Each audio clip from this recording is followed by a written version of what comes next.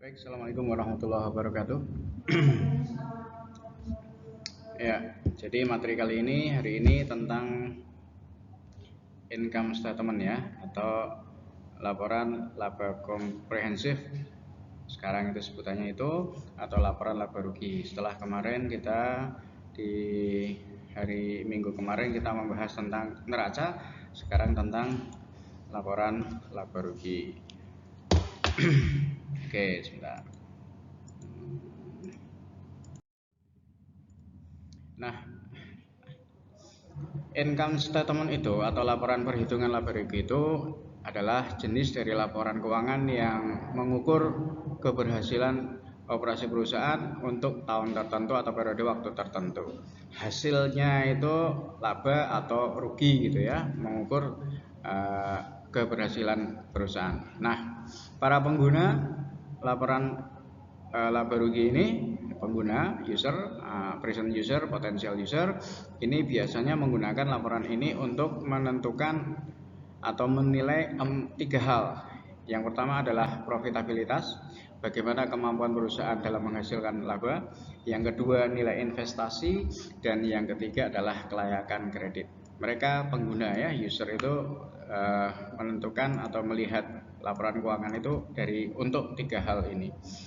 Nah, informasi yang disajikan dalam laporan laba rugi itu pada dasarnya itu menggambarkan bagaimana kinerja suatu usaha atau perusahaan itu dilaporkan kepada para pengguna laporan keuangan, itu yang pertama. Dan yang kedua adalah, yang pertama tadi ini ya, bagaimana kinerja dilaporkan, dan yang kedua bagaimana kinerja yang dilaporkan itu bisa berubah setiap waktu sejalan dengan perubahan sifat operasi perusahaan. Jadi tahun pertama dengan tahun kedua tentu saja labanya bisa naik bisa turun, atau kalau per bulan dibuatnya ya naik turun laba, bahkan bisa dalam keadaan rugi itu juga bisa ya. Oke. Itu selanjutnya jadi di materi ini ada dua bagian, yaitu A dan B. Yang A itu adalah apa itu laba atas ya. Oh, itunya kurang turun loh. Oh iya. Apa itu laba? Iya ya. Oke. Harus mendongak itu mah. Apa itu laba? Itu yang pertama. Nanti yang B itu adalah format dari laporan laba rugi seperti apa. Itulah dua hal yang kita bahas di materi income statement ini. Jadi apakah laba itu? Pertanyaannya kan gitu. Apakah laba itu sama dengan jumlah kas yang dihasilkan dari kegiatan operasi, sama atau tidak, kan kayak gitu ya. Artinya apakah laba yang dilaporkan di laporan laba rugi sama dengan jumlah kas yang dihasilkan dari kegiatan operasi bisnis? Kita lihat jawabannya adalah tidak. Artinya kalau ada laba di laporan laba rugi menunjukkan laba bersih net income katakan 5 miliar misalnya. Itu belum tentu kas yang ada di perusahaan itu ya sebesar itu, 5 miliar itu gitu ya. Ingat bahwa pendapatan atau penjualan yang ada di laporan laba rugi itu adalah berasal dari pendapatan atau penjualan tunai maupun kredit ya.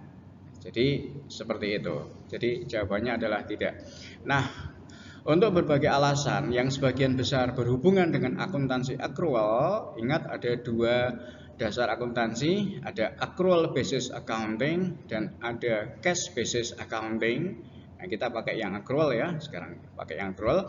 Maka laba ini yang dilaporkan di laporan laba rugi, dan arus kas ini adalah saldo kas yang nanti dilaporkan di laporan arus kas. Yang ini nanti akan kita bahas di pertemuan depan.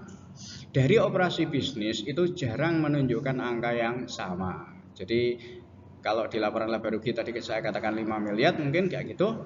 Nanti di laporan arus kas itu saldo akhir kas belum tentu menunjukkan angka 5 miliar juga gitu. Gitu ya.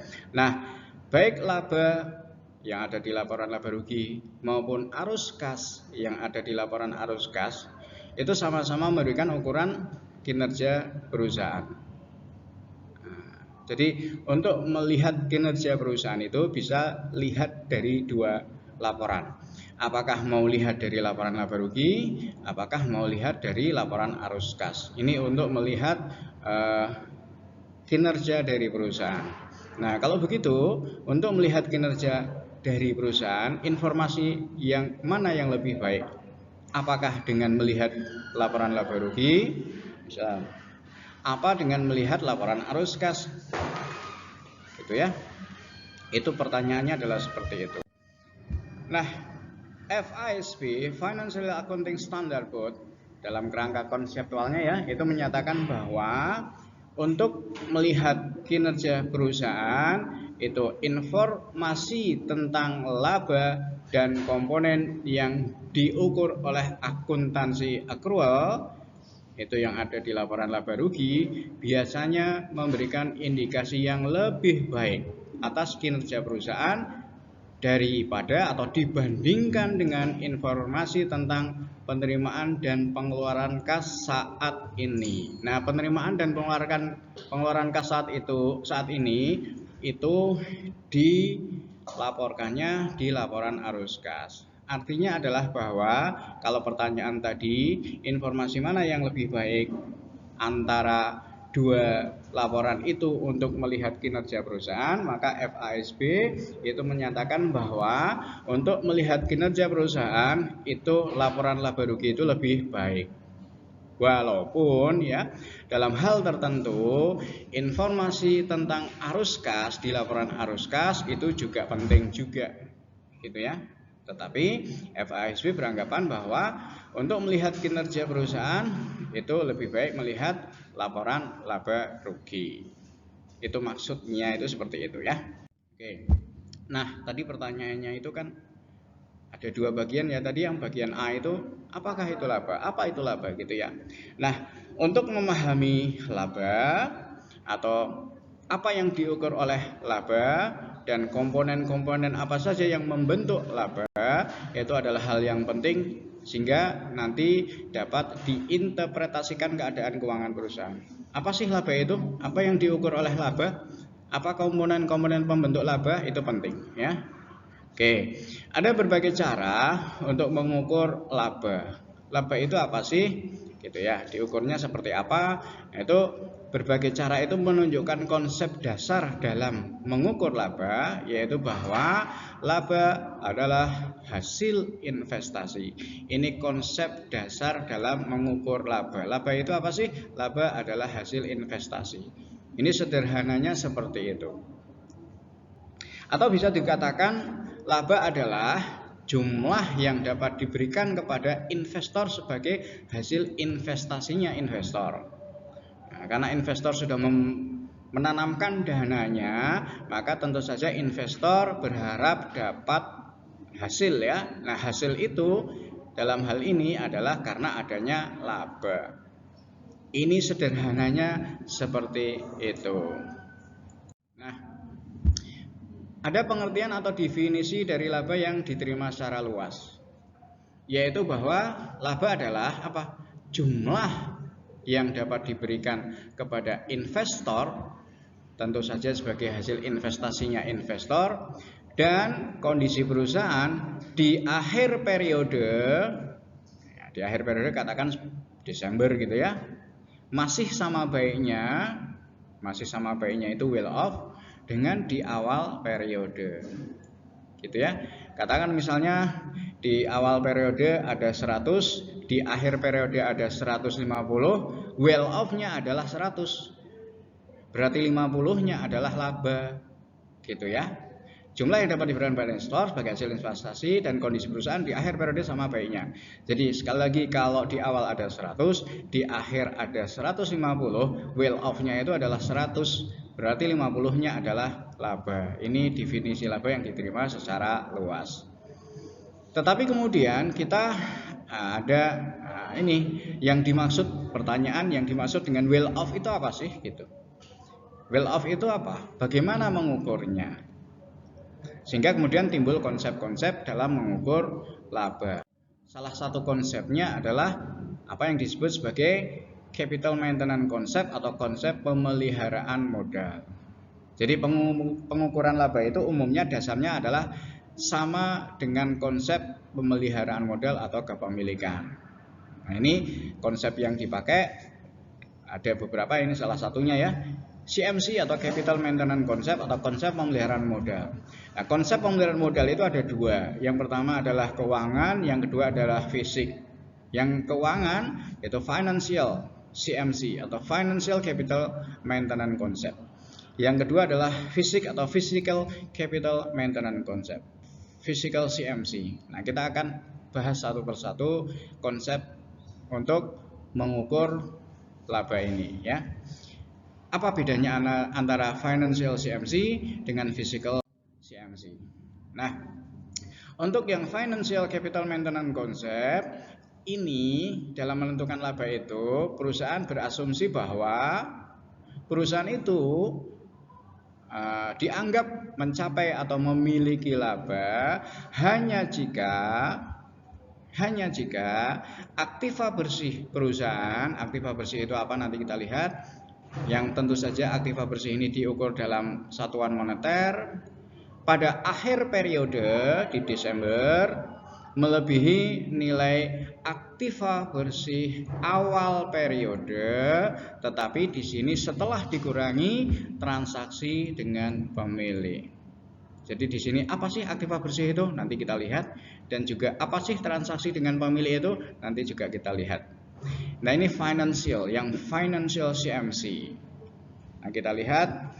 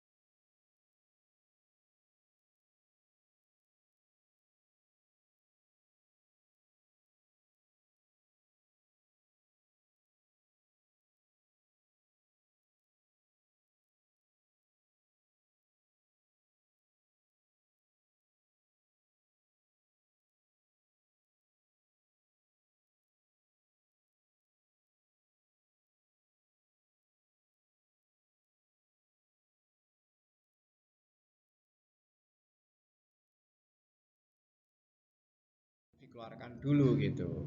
Ini ya, jika ada ini pemilik bayar 40, ada dividen 15, maka sekarang labanya adalah 65, bukan berapa tadi? Bukan 90 ya. Kita lihat di sini. Tadi 170 ya, 170 di akhir, di awal ada 80, kemudian ada 90. 90 itu adalah laba kalau tidak ada dua ini tadi. Ya, 90 itu adalah laba kalau tidak ada transaksi dengan pemilik yang dua ini. Tetapi untuk kasus yang kedua ini ada transaksi dengan pemilik. Yang pertama adalah investasi oleh pemilik, maka itu sebagai pengurang karena itu bukan dari laba, bukan dari hasil penjualan gitu ya. 170 itu tadi berapa? 560 tadi ya. 560 tadi itu di dalamnya itu ada investasi, ya, maka keluarkan dulu ya 40 sebagai pengurang. Terus kemudian ada dividen yang dibagikan kepada pemegang saham. 560 berapa? Di dalamnya itu ada laba yang sudah dikeluarkan gitu ya. Ada laba yang sudah dikeluarkan yang dibagikan sebagai dividen. Maka untuk menghitung laba seolah-olah 15 itu dividen itu dikembalikan ke pemilik gitu loh. Dikembalikan ke perusahaan gitu. Untuk menghitung laba. Jadi ini bukan berarti 15.000 itu ditarik benar-benar dividen dari para pemegang saham kemudian diambil lagi, tidak. Ini hanya hitungan saja. Maka 15.000 dividen itu sebagai penambah, karena 15.000 itu termasuk bagian dari laba, penambah ya. Kalau yang 40 itu tidak, itu bukan bagian dari laba investasi baru itu, maka sebagai pengurang. Nah sekarang laba yang terjadi adalah 65.000, bukan berapa tadi, 90 ya awal tadi ya, bukan 90 gitu. Nah ini untuk yang financial CMC, financial capital maintenance konsep itu seperti itu. Nah sekarang kita lihat untuk konsep yang physical capital maintenance konsep. Nah kalau konsep ini menganggap bahwa laba itu terjadi atau ada laba atau perusahaan itu menghasilkan laba hanya jika kapasitas produktif fisik perusahaan, ini ada kata-kata kapasitas produktif fisik ya, itu di akhir melebihi awal lah. Kalau ini sama dengan yang financial tadi ya, akhir melebihi awal periode setelah dikurangi dengan transaksi dengan pemilik. Nah ini sama dengan yang financial. Nah, bedanya dengan yang physical itu hanya ini tadi ya, kapasitas produksi. Oke, kalau kita pakai contoh yang awal tadi ya, jika nilai aktiva awal tadi 80, benar ya 80 ya. Oke, karena ini nggak bisa tak balik lagi ke slide sebelumnya karena ini direkam. Nah, meningkat di akhir menjadi 100.000 dolar karena adanya peningkatan harga, maka laba yang terjadi tahun itu adalah 45, bukan 65. Ya, ini dengan catatan ada transaksi dengan pemilik ya. Nah, catatan ada transaksi dengan pemilik. Tadi kalau financial CMC labanya 65. Tetapi kalau pakai physical CMC labanya 45. 45 dari mana? Kita hitung ya. Anda sambil lihat kopian Anda karena ini sekali lagi tidak bisa dibalik. Tadi 170 dikurangi berapa? Kurangi 80 ya. Di akhir kan 170 tuh. Dikurangi berapa? 80 ya.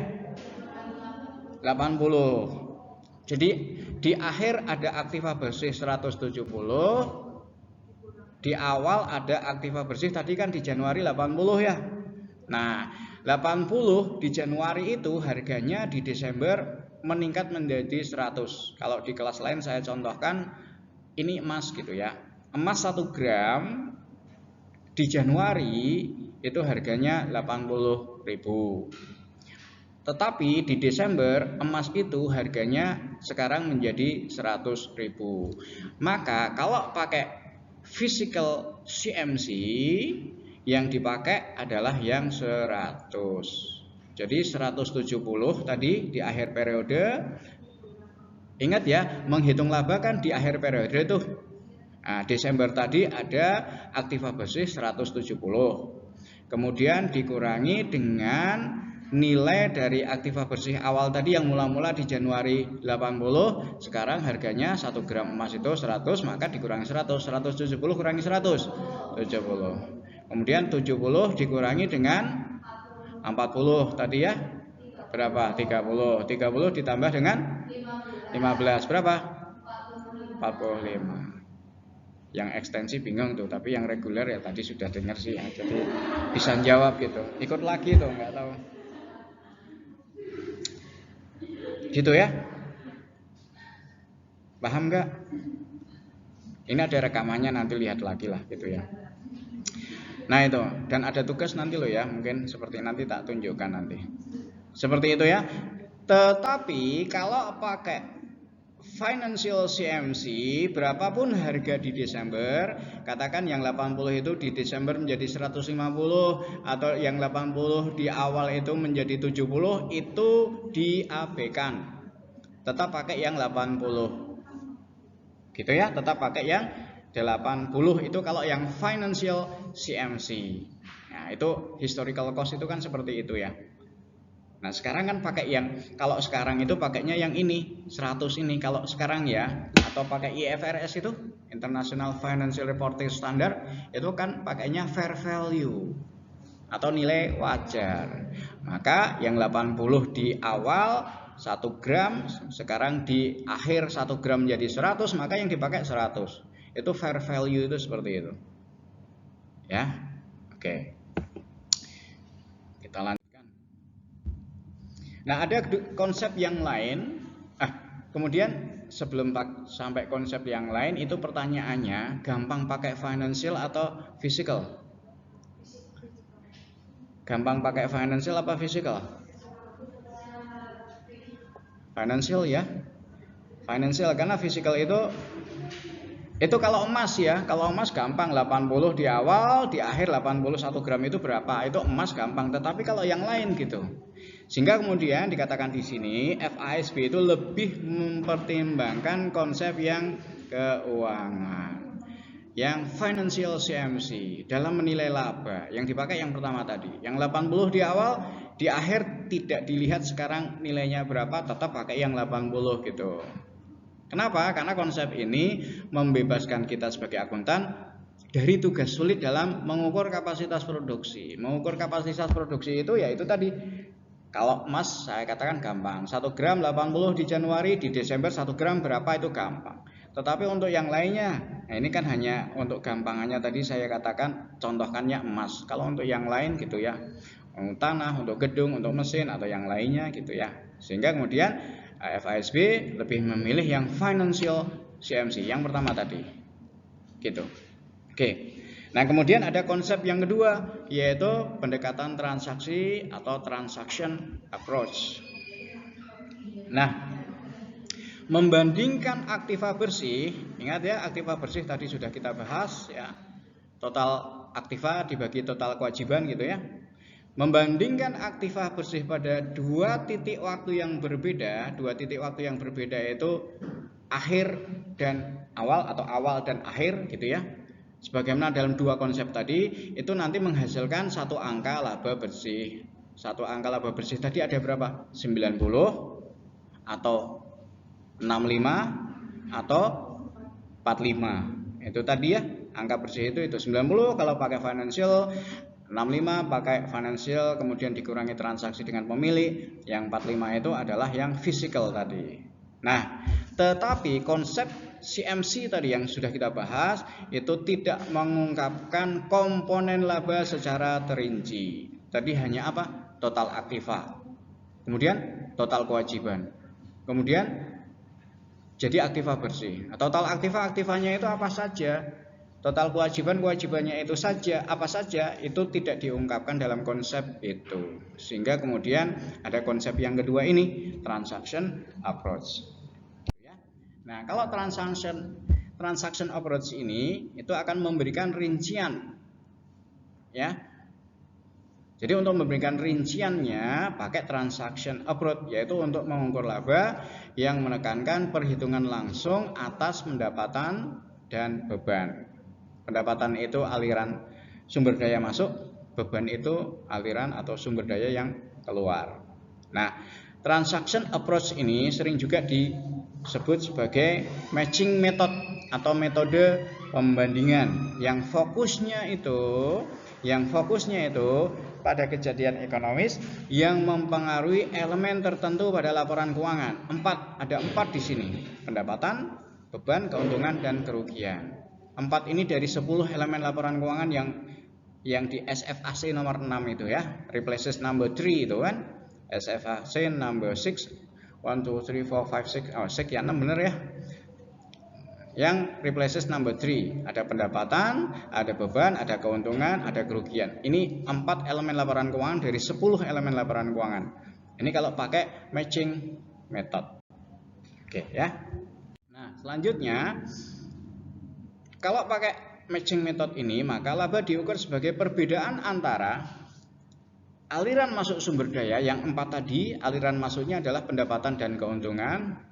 Perbedaan antara itu yang satu, dan yang kedua adalah aliran keluar. Aliran keluarnya adalah beban dan kerugian selama periode tertentu. Jadi berarti perbedaan itu artinya selisih gitu ya. Perbedaan di sini artinya selisih. Berarti pendapatan plus keuntungan dikurangi beban plus kerugian. Kalau dalam kurung, atau ya kalau di ini ya bisa pendapatan plus keuntungan minus beban minus kerugian, ya sama saja ya. Nah, itu akan menghasilkan angka apakah itu laba atau rugi. Kalau aliran masuk sumber dayanya lebih besar daripada aliran keluar, ya tentu saja laba. Tetapi sebaliknya, kalau aliran masuk sumber daya itu lebih kecil daripada aliran keluar, ya rugi gitu. Nah, tetapi kemudian permasalahan utama dalam pengakuan dan pengukuran laba, ingat pembahasan kita tentang kerangka konseptual akuntansi, ada pengakuan atau recognition dan ada pengukuran atau measurement waktu itu ya. Itu adalah menentukan. Jadi permasalahan utama dalam pengakuan dan pengukuran laba dengan pendekatan ini, pendekatan transaksi, permasalahannya adalah menentukan kapan aliran masuk atau kapan aliran keluar itu diakui, atau kapan menandingkan pendapatan dengan beban. Menandingkan itu menyelisihkan ya, mencari perbedaan atau selisih antara pendapatan dan beban. Itu kapan? Permasalahannya adalah itu.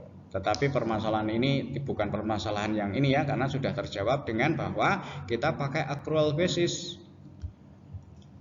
Gitu. Kapan aliran masuk, kapan aliran keluar diakui. Kita lihat di sini. Nah, dalam pendekatan transaksi ini membutuhkan definisi yang jelas tentang kapan elemen laba harus diakui atau dicatat dalam laporan keuangan. Nah, kita pakai accrual basis, maka pengakuan pendapatan itu tidak selalu terjadi ketika uangnya telah diterima.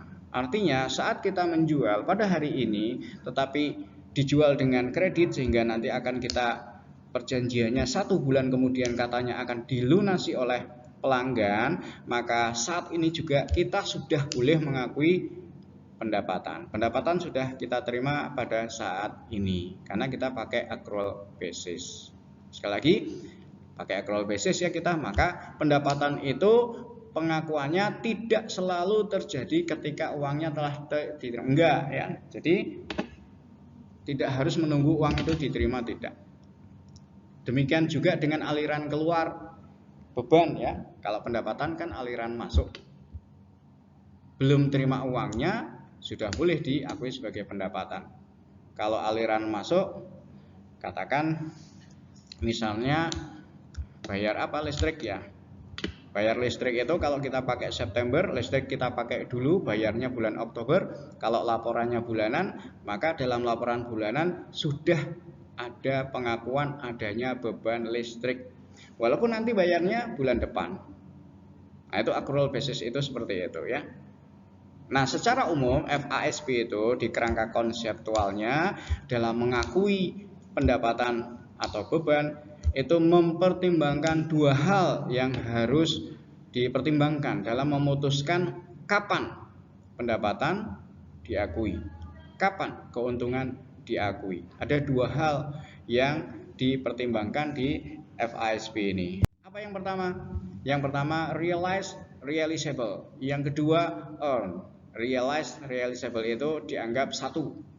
Yang kedua earn. Jadi ada dua hal yang perlu dipertimbangkan dalam pengakuan pendapatan atau keuntungan. Apakah sudah dianggap sebagai pendapatan atau keuntungan atau belum? Pertimbangannya dua hal ini, realize, realizable. Yang kedua earn. Nah, yang pertama adalah realize atau pendapatan telah direalisasi atau realizable, pendapatan dapat direalisasi. Nah, contohnya kalau realize itu kita jual hari itu, kita terima juga uangnya hari itu. Kasnya hari itu juga. Jadi penjualan tunai gitu ya. Itu realize. Sedangkan realizable kita jual hari itu, tetapi kasnya, uangnya akan kita terima katakan bulan depan misalnya. Itu realizable, dapat direalisasi. Karena nanti bulan depan kasnya akan kita terima, realizable. Maka pendapatan dalam hal ini sudah boleh diakui. Yang kedua earn, yaitu sudah dihasilkan melalui penyelesaian yang substansial atas aktivitas yang terlibat dalam proses menghasilkan tersebut. Sebenarnya nanti ada penjelasan ya di belakang, tapi saya jelaskan dulu. Yaitu kalau earn itu misalnya ya dihasilkan melalui penyelesaian yang substansial atas aktivitas yang terlibat. Katakan mungkin ada kita terima order pesanan gitu ya, kita punya perusahaan percetakan misalnya ya, ada pesanan untuk membuat surat undangan misalnya. Maka kalau sudah selesai produk itu sudah boleh dianggap sebagai pendapatan. Ya, kalau sudah selesai gitu ya, sudah boleh dianggap sebagai pendapatan walaupun pelanggan belum membayar gitu ya. Itu yang earn gitu. Oke, penjelasan selanjutnya kalau dalam bahasa sederhana maka pendapatan ada dua nih. Pendapatan diakui apabila perusahaan yang menghasilkan pendapatan berarti ini penjual ya, telah menyerahkan barang atau jasa. Kan kita bisa jual barang, bisa jual jasa ya. Telah menyerahkan barang atau jasa yang dijanjikan, ini substansial, kepada pelanggan dan pelanggan sudah melakukan pembayaran. Ini yang realize.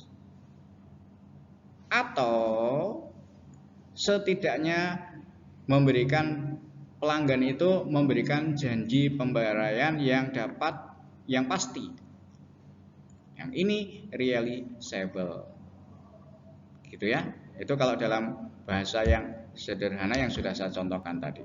Jadi dalam hal ini perusahaan telah melakukan kesepakatan dengan konsumen, pelanggan, dan konsumen mempunyai kemauan untuk membayar.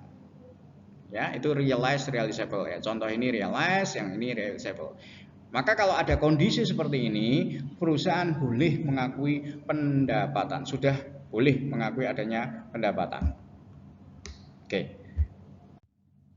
Nah, tentu saja saya katakan tentu saja itu bahwa pendapatan dan keuntungan direalisasi.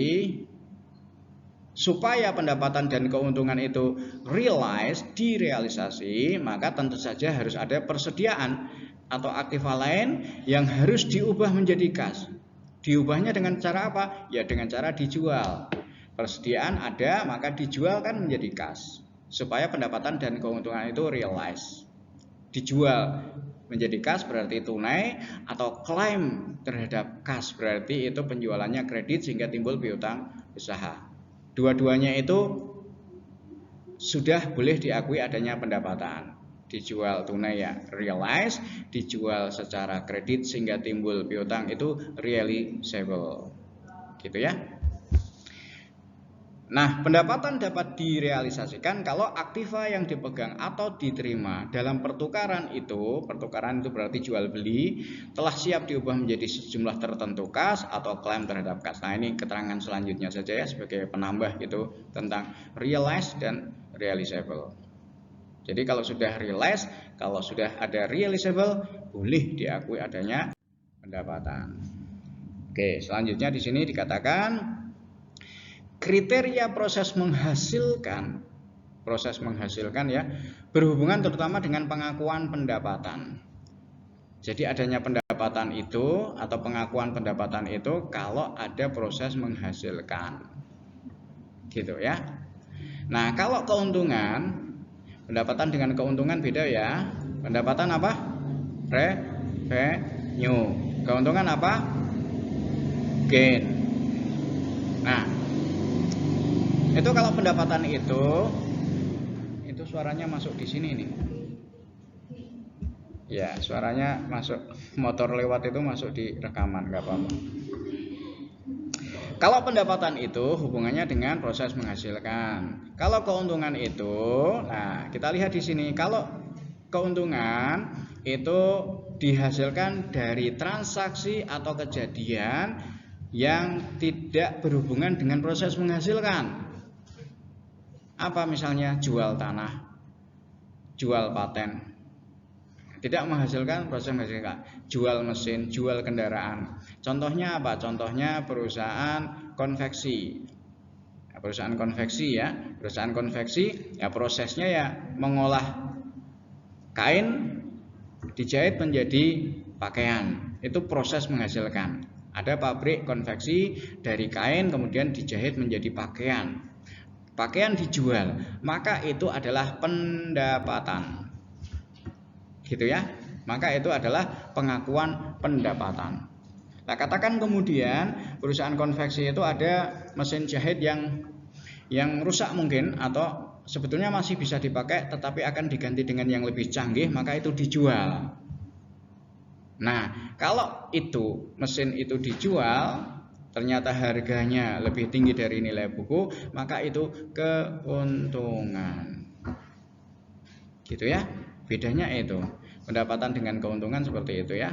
Jadi sekali lagi, kalau pendapatan itu berhubungan dengan proses menghasilkan, itu apa tadi ya? Pabrik konveksi menjahit pakaian, pakaian yang dijual itu pendapatan. Tetapi kalau keuntungan bukan pakaian yang dijual, pabrik konveksi itu menjual mesin jahit yang sudah rusak atau mau diganti dengan yang lebih canggih, itu keuntungan. Penjualannya lebih tinggi dari nilai buku, keuntungan. Tetapi kalau hasil jualnya lebih rendah daripada nilai buku, yaitu nanti loss ya atau kerugian. Gitu ya. Oke. Jadi apa? Jadi realize atau realizable telah direalisasikan atau dapat direalisasikan adalah kondisi yang penting dalam pengakuan keuntungan gitu ya. Oke, itu informasi tambahannya seperti itu.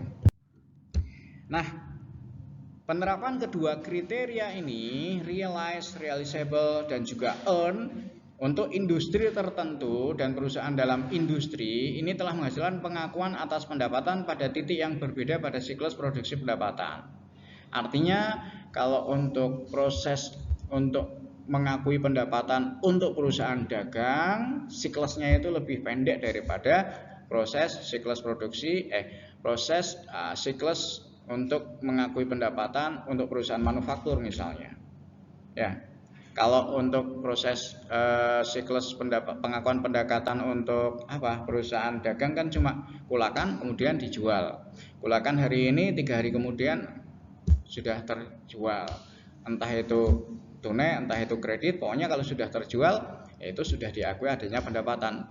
Itu kalau untuk perusahaan dagang, siklusnya lebih pendek dibandingkan dengan misalnya untuk perusahaan manufaktur.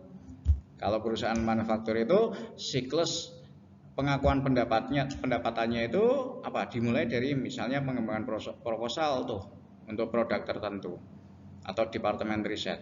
Kemudian dilanjut dengan perencanaan. Kemudian dilanjut dengan produksi, kemudian dijual secara kredit sehingga kita harus nagih. Dan juga misalnya juga ada masa garansi. Jadi siklus pengakuan pendapatan untuk perusahaan manufaktur lebih panjang daripada untuk perusahaan dagang. Misalnya seperti itu, ya. Nah, kalau untuk perusahaan jasa, siklus pengakuan pendapatannya ini juga bisa panjang juga ya. Misalnya dimulai dari kesepakatan untuk memberikan jasa. Kalau ada KAP ya, kantor akuntan publik, dapat klien kan ada ini ya kesepakatan berapa bulan gitu.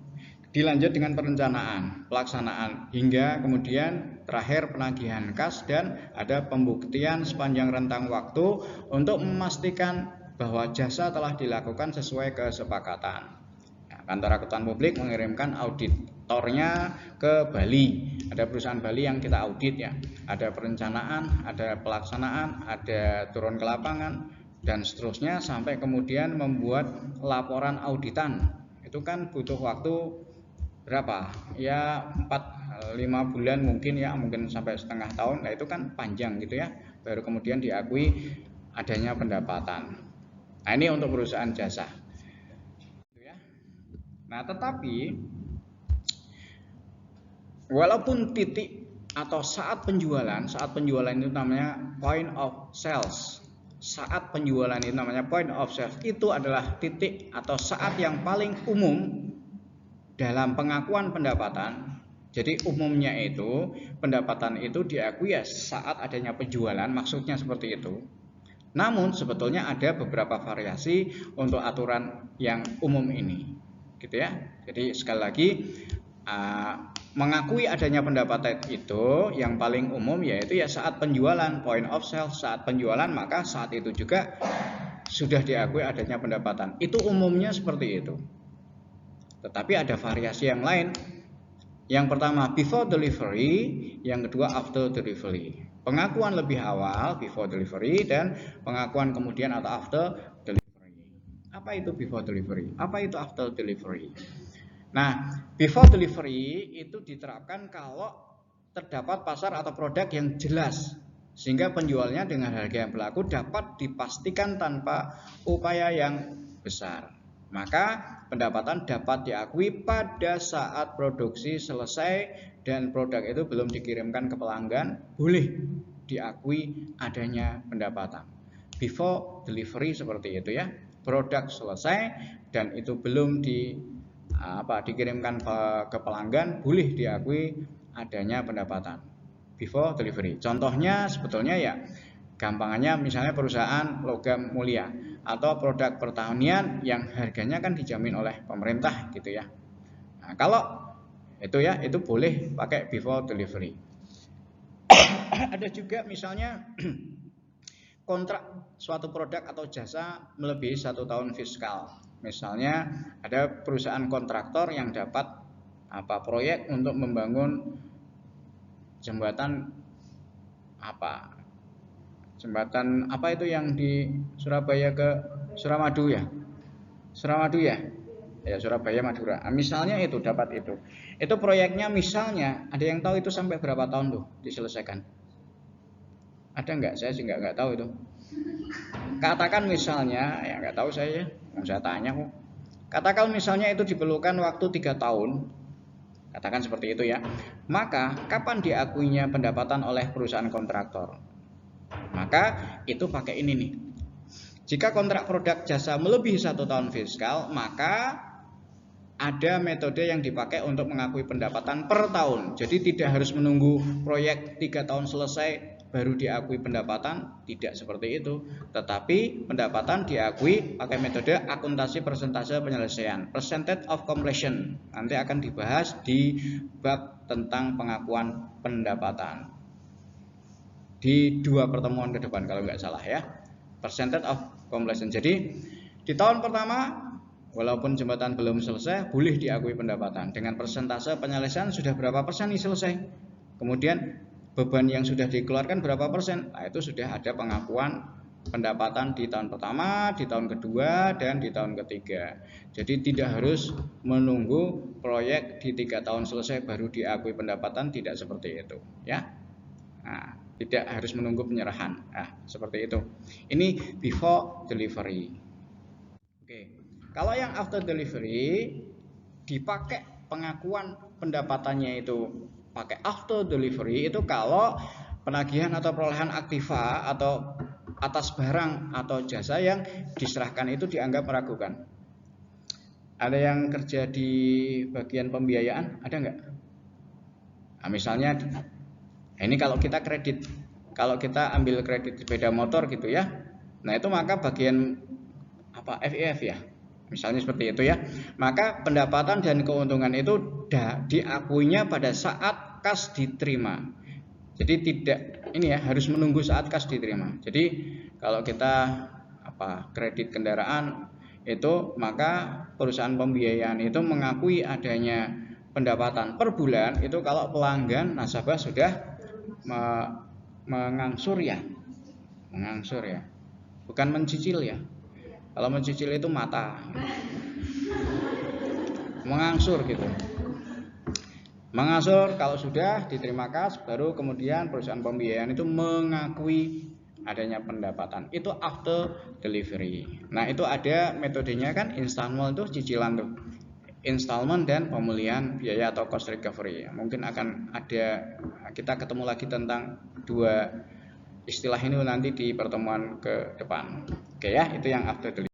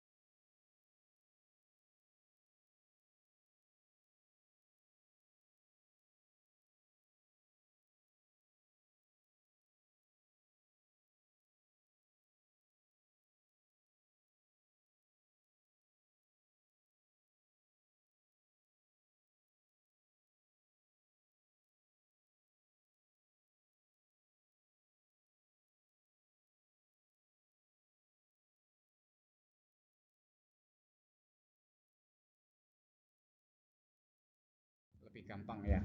Nah, nanti totalnya pendapatan keuntungan yang di atas itu totalnya berapa, kemudian beban dan kerugian di bawah itu totalnya berapa, nanti akan menghasilkan laba atau mungkin juga rugi sebetulnya ya.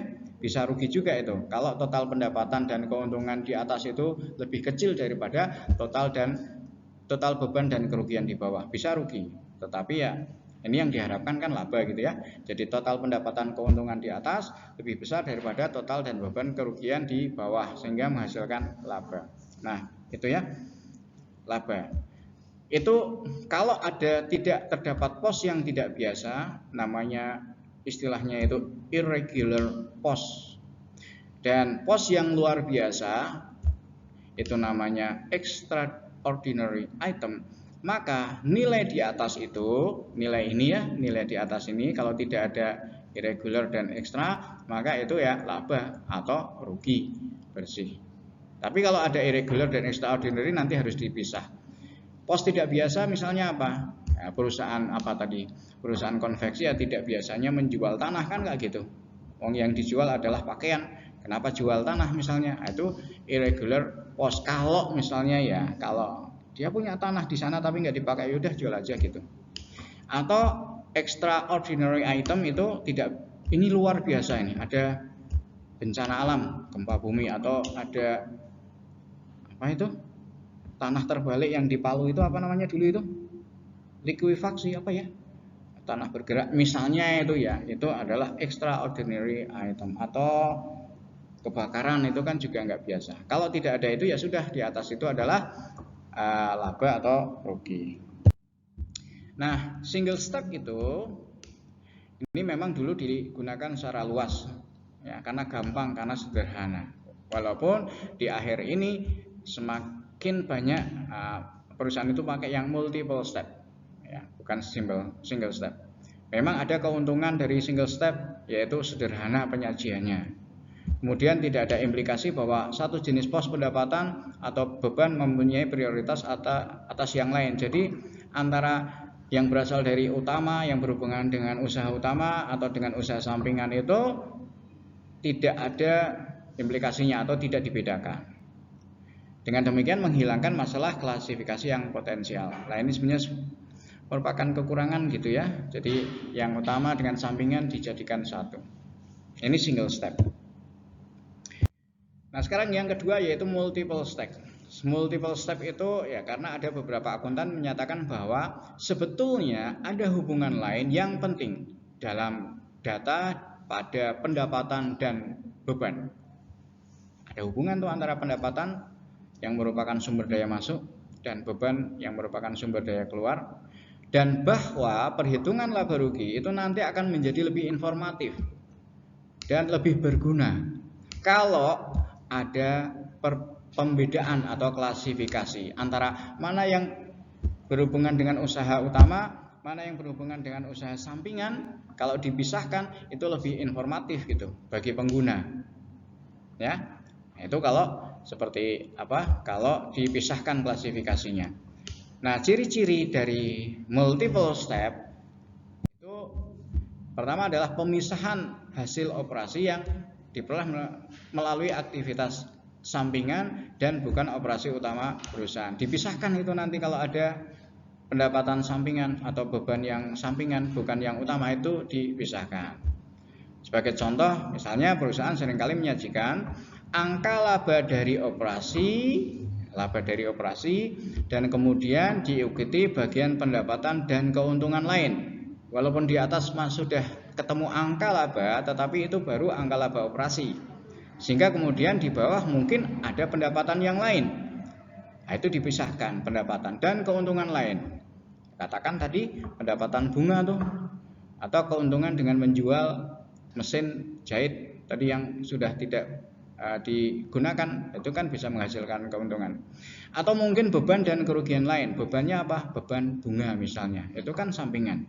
Kerugian lain ya menjual mesin tadi tetapi rugi gitu ya, hasil jualannya atau nilai jualnya lebih rendah daripada nilai bukunya, itu kan rugi.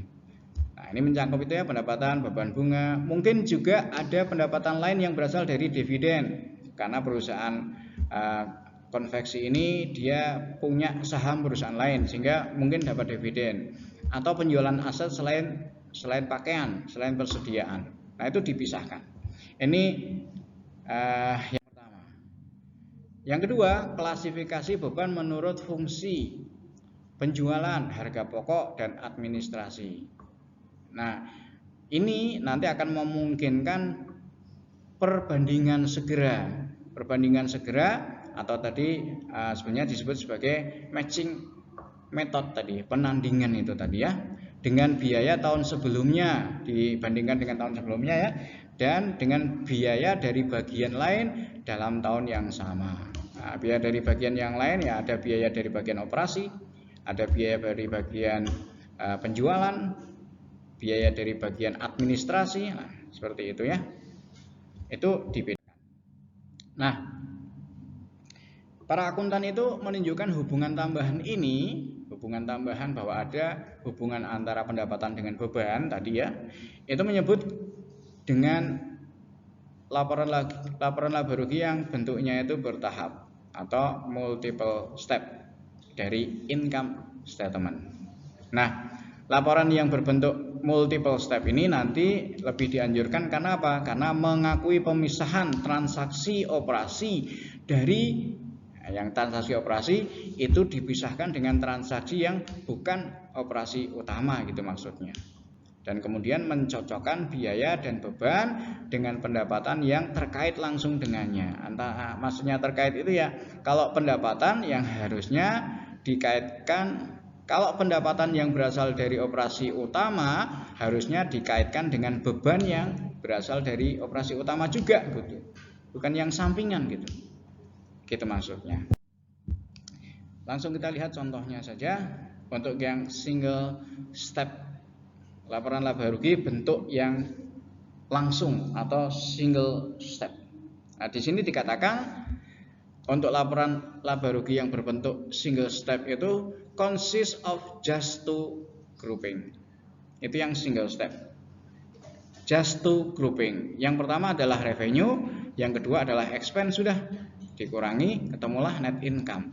Revenue berapa dikurangi expense langsung ketemu income. Just two grouping, yaitu grup atau kelompok revenue dan grup atau kelompok expense. Pendapatan dikurangi beban, sudah ketemulah net income. Itu kalau single step. Consist of just two grouping. Grup yang pertama revenue. Nih ada sales. Sales itu penjualan, berarti ini adalah aktivitas utama, usaha utama. Kemudian ada pendapatan bunga, interest revenue. Ini kan sampingan. Utamanya jual persediaan yang berupa pakaian tadi. Itu pendapatan utama. Ada juga pendapatan sampingan yaitu dapat bunga, tetapi ini masuk di grup interest gitu loh. Dijadikan satu. Sehingga ketemulah total revenue gitu ya. Nah, kemudian yang kedua expense. Expense itu ada cost of goods sold. Apa itu? Cost of goods sold. Masa ada 1, 2, 3, 4, ada 4 kata diterjemahkan hanya satu kata. Apa? Cost of goods sold. Harga pokok penjualan. HPP ya, cost of goods sold itu HPP. Nanti kalau saya tanya di pendadaran harus bisa jawab tuh ya. HPP itu bahasa Inggrisnya apa? Cost of goods sold. Atau kalau saya balik, cost of goods sold itu apa gitu ya. Oke, ini kan utama tuh. Expense yang berhubungan dengan usaha utama HPP. Kemudian beban iklan, kemudian beban penyusutan, itu semuanya adalah berhubungan dengan yang utama. Tetapi di sini ada beban bunga, ada beban pajak, ini sampingan, artinya bukan merupakan, tidak berhubungan dengan yang utama gitu, tapi tetap dijadikan satu. Consist of just two grouping, ini grup yang expense. Pertama ketemu total revenue 302, kedua ketemu total expense 204, sehingga ketemulah net income 55.000. Gampang kalau pakai single step dan sederhana gitu. Nah, nanti kalau pakai multiple step itu ya hasilnya juga harus sama 55 gitu loh ya. Jadi bukan berarti kalau pakai metode yang lain menghasilkan net income yang berbeda, ya tidak ya. Jadi single step, multiple step menghasilkan net income yang sama, hanya cara penyajiannya saja yang berbeda ya.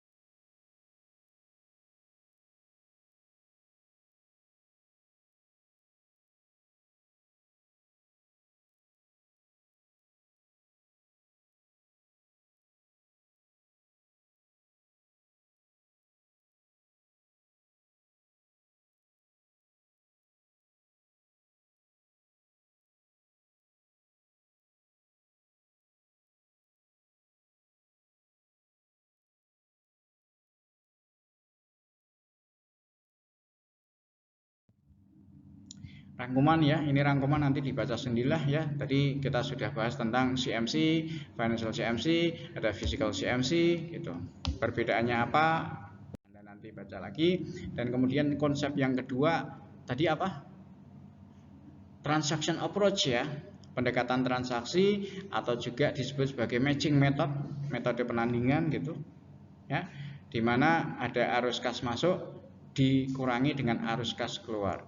Arus sumber daya maksudnya, arus sumber daya masuk yaitu pendapatan dan keuntungan dikurangi dengan arus sumber daya keluar yaitu beban dan kerugian, menghasilkan angka tertentu, bisa laba bisa rugi.